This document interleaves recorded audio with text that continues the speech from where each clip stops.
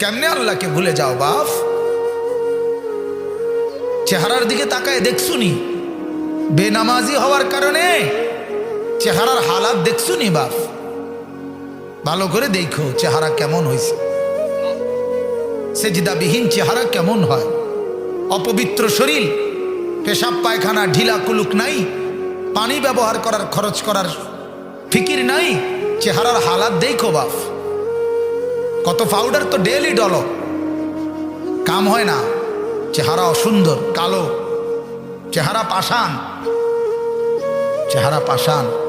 ইমানওয়ালার চেহারা সুন্দর হয়, সেজদাওয়ালার চেহারা সুন্দর হয়, দাড়িওয়ালার চেহারা সুন্দর হয়, গোলামিওয়ালার গোলামি বন্দিগি যে করে তার চেহারা সুন্দর হয়, চেহারা সুন্দর।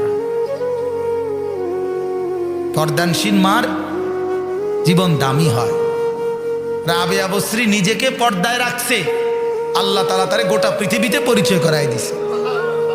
সে নিজেকে আড়াল করে রাখছে, মালিক তারে পরিচয় করাই দিছে। ফাতেমা নিজেকে আড়াল করে রাখছে, আল্লাহ সবার কাছে পরিচয় করাই দিছে। আয়েশা নিজেরে আড়াল করে রাখছে, আল্লাহ তারে পরিচয় করাই দিছে। আর যে মহিলা নিজেকে বাইরে ছেড়ে দিছে, আল্লাহ তারে বেইজ্জতি করে দিছে। তারে দেখলে লম্পট খারাইয়া মতে, এরম যুবক তারে দেখে লোভ করে, লালসা করে, উপভোগের কামনা করে, জিনার ব্যভিচারের স্বপ্ন দেখে, ভালো কল্পনা করে না। বেপর্দা নারীরে দেখা কেউ কয় না যে আল্লাহ এবুড়িরে জান্নাত দিয়ে, আল্লাহ এবুড়িরে জুতা দিয়ে ফিরতেন, এটা কয় জুতা দিয়ে ফিরতেন, এবুড়িরে পারলে হেবড়া নিজেও জুতা দিয়ে ফিরত।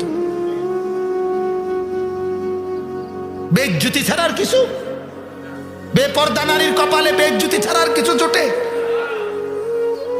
যেই যুবক দেখে তারে কদ্দুর কর না, বলে ভাই তুই তো দেখছ, তোরতে তো ভালো লাগছে, তুই কদ্দুর দোয়া করস না।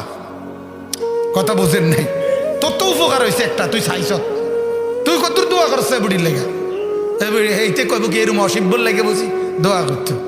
কার কি তুমি তো দেখছো, কয় অসিব্য দেখেই তো দেখছি, বেদ্যপ দেখেই তো দেখলাম, ভালো হইলে কি আর দেখলাম, নি হইলে কথা বলেন না কেন? পর্দানশীল হইলে কি আর দেখতো? তো বেহায়া দেখেই তো দেখছি, বেপর্দা দেখেই তো দেখছি। বলেন নাউজুবিল্লাহ। এই আয়াত আপনাদেরকে জাহান্নামের কথা আল্লাহ মনে করাই দিছে। এটাই বলতেছিলাম, বললাম না নবীরা জান্নাতের সুসংবাদও দিতেন, জাহান্নামের ভয়ও দেখাইতেন।